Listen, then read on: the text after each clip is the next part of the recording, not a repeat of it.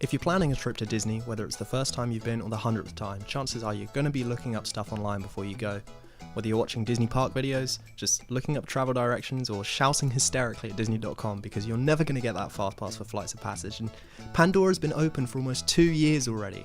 Why are the wait times still this long? Whatever you're doing, the modern internet's a great tool for planning any trip, but it's not always been so easy. In the mid-90s, the web was still in its infancy as far as general use was concerned, and while Disney.com did exist, it wasn't so useful. You know, it wasn't so easy back then to hype yourself up for your next visit to the mouse by opening up YouTube and binge-watching Must Do Disney with Stacy. But with Windows 95 spreading to personal computers across the globe like an Anaheim wildfire, and with video games and software and the new digital age being well and truly here, Disney set about to capitalise and maybe convince some more people to come down to Florida while they're at it. Disney already had video games with their characters and IP out there, but it was usually developed and published by another company who Disney gave the rights to, like The Lion King or Aladdin for SNES. The big boys in the gaming industry, like Sega or Capcom, would make the game, and Disney would come along afterwards, slap a little Walt Disney Computer Software logo on the back of the box and say, "Job well done." Around 1995, Disney Interactive was formed as a publisher-developer, and a year later, among other things, published this guy right here. Walt Disney World Explorer for Windows. Experience the sights, sound, and magic of Walt Disney World. It's a pretty interesting piece of software. Not really much of a game though, as it's essentially just a point-and-click explorer around the resort. This was published by Disney Interactive, but it was developed by a different company called MindTheGap Productions, and they're a studio I can't really find all that much information about online. From what I've read, it seems they've only had 2 games, this and a Scholastic game from 2000 called Hugly Saves the Turtles, which looks like this. Let's try and forget about that for now and just launch up the game. It all started from a daddy with 2 daughters wondering where he could take them, where he could have a little fun with them too. There should be something built where that the parents and the children could have fun together. It's the most exciting and challenging assignment we've ever tackled at Walt Disney Productions. Education where the young and heart of all ages can laugh and play and learn together.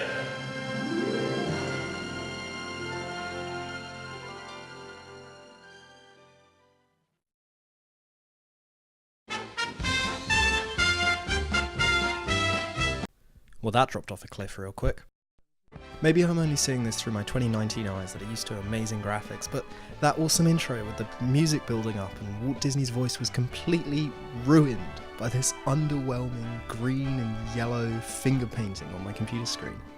Everything on here is so bright, I feel like I just want to shut my eyes and never open them again. We have this Tinkerbell Castle that we can use to explore the resort, and I've got to say there's actually quite a lot of stuff here. You can explore all the parks that Disney had at the time, as well as their hotels, their golf courses, downtown Disney. It's fun to click around and look at everything that's changed.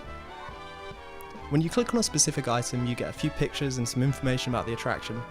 As a Disney nut myself, I really like looking at the pictures from stuff that isn't there anymore, like Extraterrestrial Alien Encounter, the attraction that was too scary for the happiest place on Earth.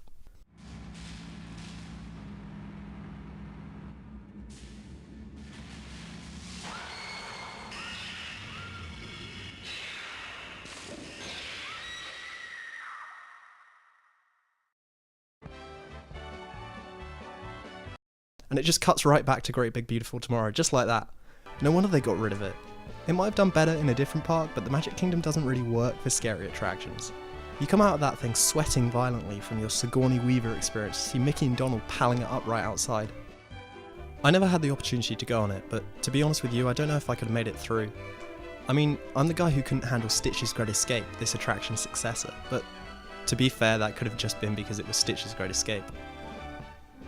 Another infamous Disney thing you can look at here is River Country, Disney World's first water park, back when it was still in use, because, I mean, it's not really doing too well nowadays. Now, if you've done a bit of reading, you'll find a whole lot of rumours about River Country being shut down because of a brain-eating amoeba found in the water. That's, you know, the 3 things that make a great water park for me: slides, a big pool, and a serious risk of slow and painful death, but hey, that's just my humble opinion. Since we're on the topic of reminiscing, let's take a look at 96's Future World at Epcot. I mean, look at this. It's a hardcore Disney fan's dream come true.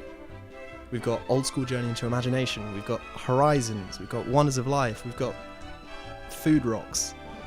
Maybe that last one's better off, now it's been replaced by Soaring. It's good to see Buzzy here though, well after he was kidnapped from Wonders of Life last year and everything. This is the main reason I like this program and wanted to talk about it. Walt Disney World Explorer acts as a time capsule for Disney World as it was back in the day. I don't know about you, but if time travel were real, forget killing Hitler or seeing the 7 wonders of the ancient world or going to 2010 and buying a bunch of Bitcoin, then going to 2017, cashing it out, rinse repeat, rinse repeat, rinse repeat, you get the idea. If time travel were real, you can bet I'm hopping in my DeLorean, going to 96, riding Horizons 100 times. Oh, and maybe that Bitcoin thing too. As well as all the parts of the resort to look at, there are a few extras, like a section on opening day or a timeline of construction since '71. As I said earlier, I keep calling this a piece of software because it's not really a game. It's more of a piece of promotional material, some interactivity. There's some gamey bits in it, like hidden Mickeys and a quiz of Disney trivia, which of course I aced because I'm a genius. Not even close! Overall though, it's fun to spend some time looking at everything, but once you've done it once, that's kind of it. So I bet you're thinking, wow, a kind of cool but overall underwhelming virtual tour CD-ROM. I don't see how Disney Interactive could possibly have topped that. Well, that's where you'd be mistaken. Second edition with Animal Kingdom. 2 years later in '98, the second edition of WDW Explorer dropped with Animal Kingdom, Wide World of Sports, Space Ranger Spin, Test Track, and all of the other stuff that's been added since. If you're super into Disney history like I am, it's worthwhile for an hour or two. Maybe go and check it out, and if you're not, I don't know, I guess don't.